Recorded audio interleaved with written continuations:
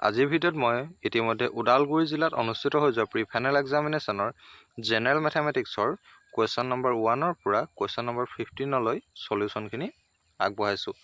ইয়াৰ পাছৰ ভিডিঅ'ত মই ইয়াৰ পিছৰ প্ৰশ্ন উত্তৰখিনি আগবঢ়াম।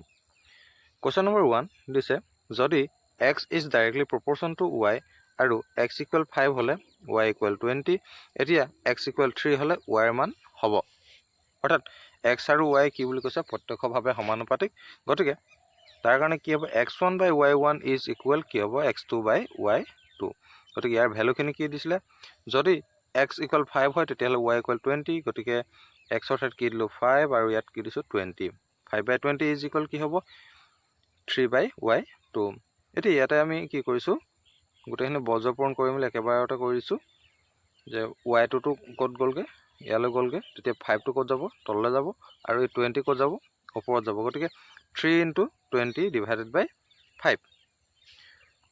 এতিয়া ইয়াতে কটাকটি কৰিলে 5 × 20 কেইবাৰ গ'ল, 4 বাৰ গ'ল, আৰু 4 × 3 = কিমান হয় 12। গতিকে আনচাৰ কি হ'ল 12। অপশ্যন এত লিখা আছিলে 12, সেয়ে option A is correct answer. Next question number 2, ইয়াত দিছে -2/3 হোল টু দি পাৱাৰ 4ৰ মান হ'ব।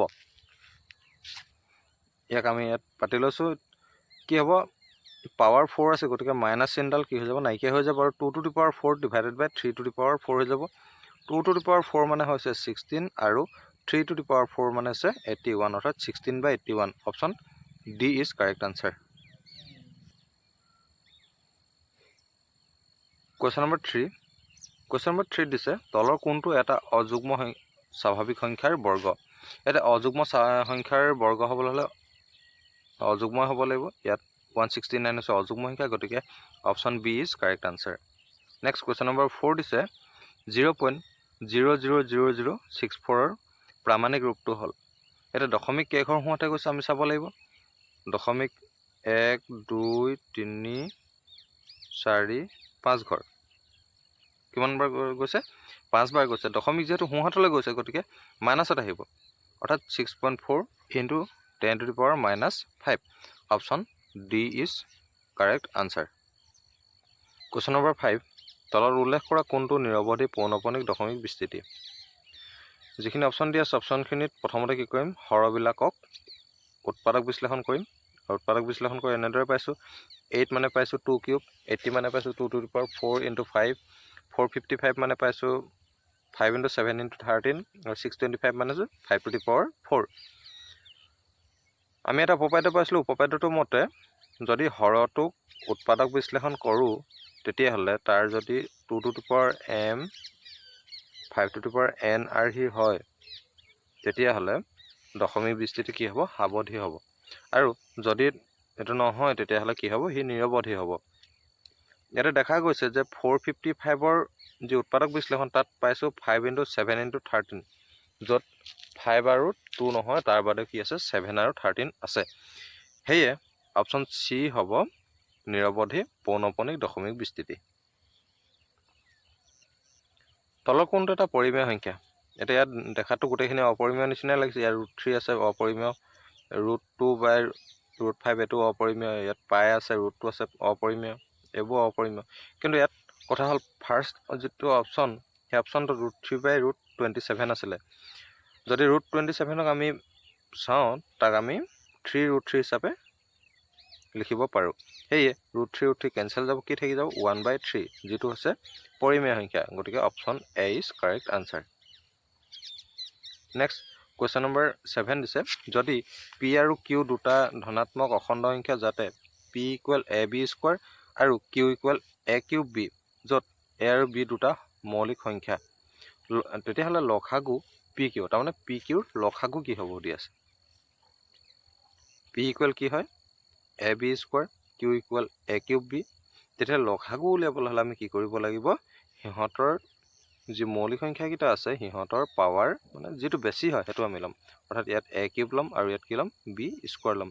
গতিকে অপশ্যন কি হ'ব, A is correct answer. Next question number 8, ইয়াত দিছে x² - 3 শূন্য দুটাৰ পূৰণফল হ'ব। আমি শূন্যতাৰ পূৰণফল হ'লে আমি জানো যে কি হয় c/a। গতিকে শূন্যতাৰ পূৰণফল সমান c/a।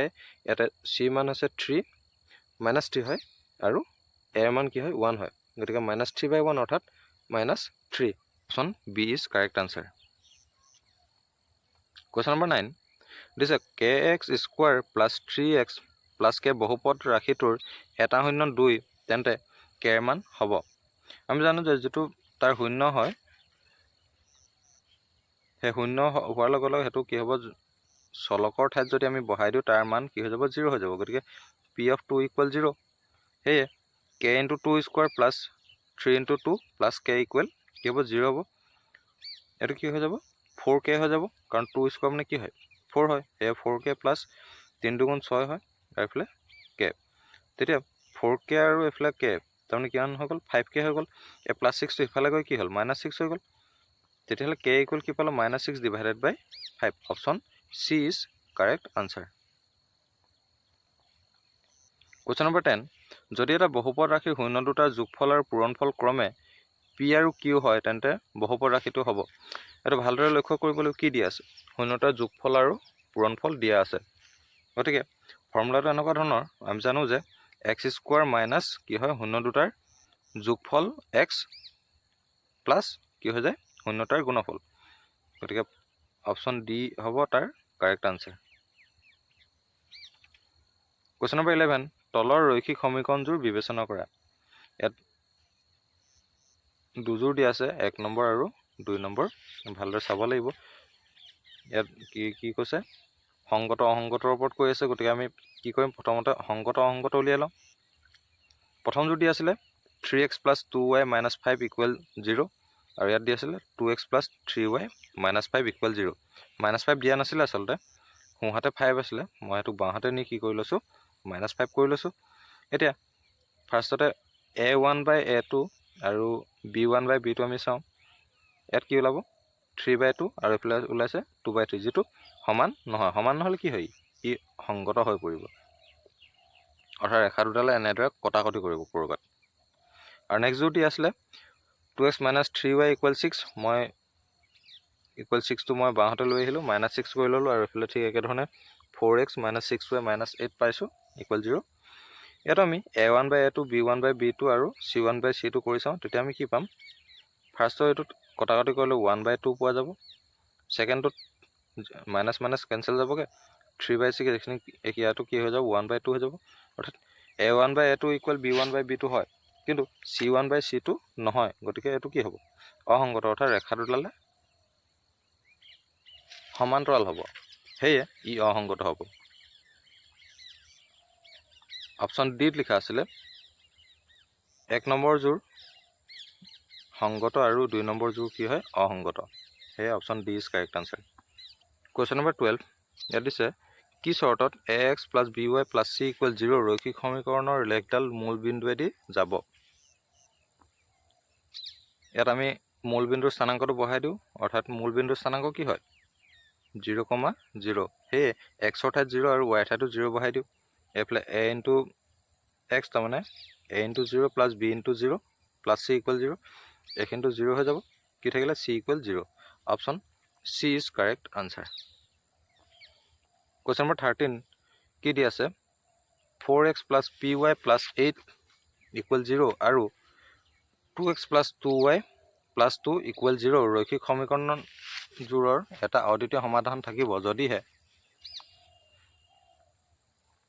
ফাৰ্ষ্টতে আমি কৰিব লাগিব a1/a2 is not equal b1/b2 ভ্যালুখিনি পুট কৰি দিয়া যাওক a1 হৈছে 4 a2 হৈছে 2 b1 হৈছে p আৰু b2 হৈছে 2 গতিকে আমি বহাই দিলো 4/2 is not equal p/2 তাৰে 2 2 কেনসেল গলগে থাকিলে কি 4 is not equal p তাৰমানে p is not equal 4 ক'ত লিখা আছে